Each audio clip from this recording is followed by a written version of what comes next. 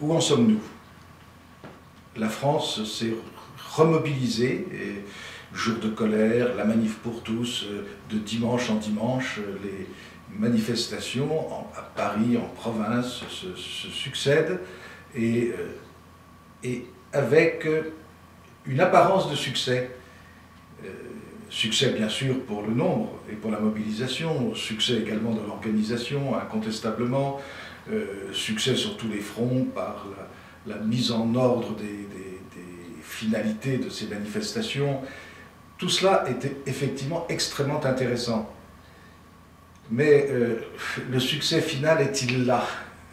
Et c'est toute la question.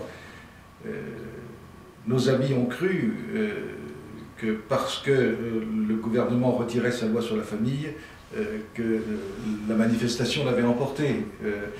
Et de même pour jour de colère, le fait que la procédure éventuelle de destitution du président de la République soit envisagée comme une loi et légalisée, font croire ces aspects positifs, incontestablement positifs, et il faut s'en féliciter, et féliciter ceux qui se sont donnés avec beaucoup de courage à cette œuvre.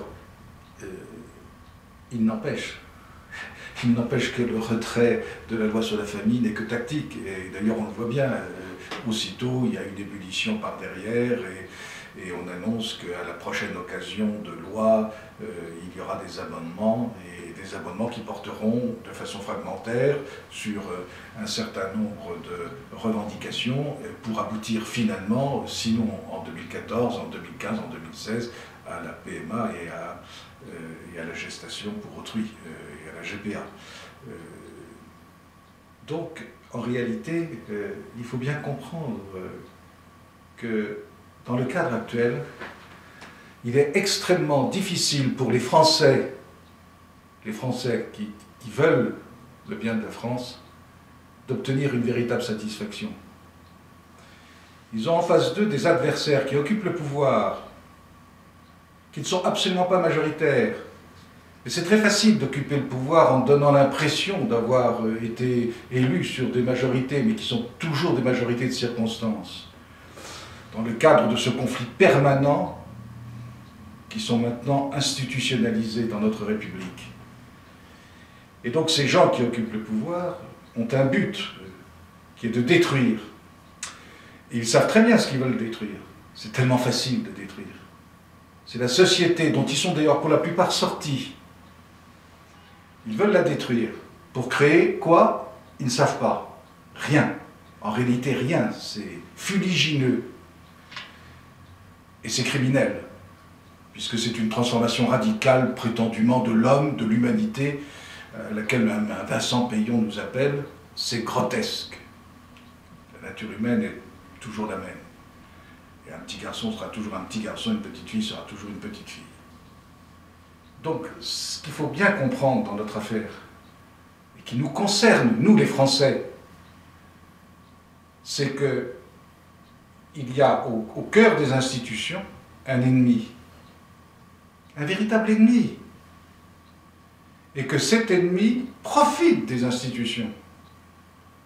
Il s'est organisé en appareil, et cet appareil s'est installé dans les institutions en profitant d'un système. C'est tellement simple à comprendre. Et donc pour eux, c'est tout simplement une prise de pouvoir. Et cette prise de pouvoir doit aboutir pour eux à un plan. Et ce plan, comme je le disais tout à l'heure, n'est qu'un plan de destruction. Et donc si on est dans une situation uniquement de défensive, c'est-à-dire à demander que soient reportées dans le temps des lois néfastes, à quoi ça sert? C'est utile. C'est même merveilleux d'y être arrivé d'une certaine manière et peut-être providentiel. C'est un combat. Mais il faut pointer dans la direction du véritable problème français, qui est d'ordre institutionnel.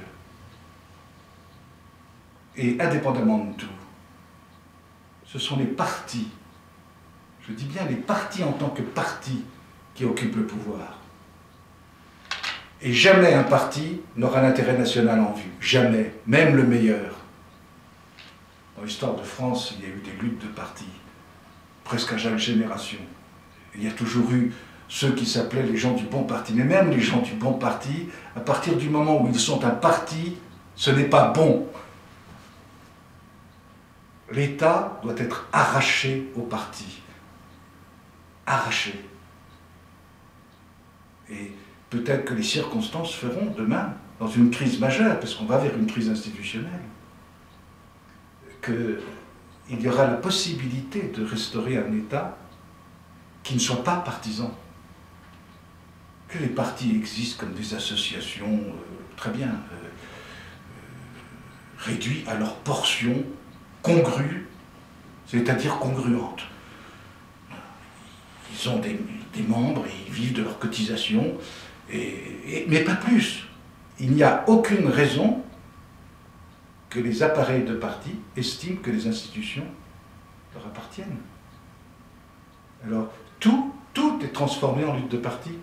On voit des chefs de l'opposition se réjouir de toutes les sottises que peuvent accomplir les hommes qui sont à l'heure actuelle à la tête de l'État, que ce soit le président de la République ou les ministres. Alors on s'en réjouit parce que c'est une catastrophe qui s'annonce, qui va s'annoncer et qui va permettre la reconquête du pouvoir. Bon, très bien. Enfin, dans quel monde est-on?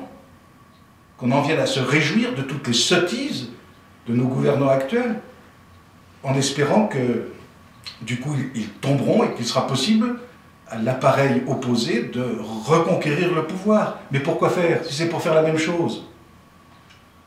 Car que peut faire un parti, sinon une politique partisane? Est-ce que les Français veulent bien comprendre ça, ces Français qui se mobilisent pour empêcher la France de sombrer? S'il y avait une réflexion politique de fond, en tous les cas des meilleurs, pour éclairer cette opposition, cette véritable opposition, et qui est une opposition pas simplement au parti au pouvoir, mais qui est une opposition au régime tel qu'il fonctionne. Et nous y allons vers cette crise institutionnelle. L'État prépotent qui prétend s'occuper de tout, y compris des sages-femmes, cet État prépotent qui peut se permettre, quand un appareil parvient au pouvoir, de destituer des magistrats, parce qu'on en est là, est devenu totalement impotent et ne sait plus comment gouverner. Et concrètement, ce qui risque d'arriver demain, c'est qu'il n'y ait plus d'État. Eh bien, ce jour-là, il faut que les Français réfléchissent sur la manière dont ils voudront le restaurer, ou plus exactement l'instaurer sur des bases saines et non partisanes.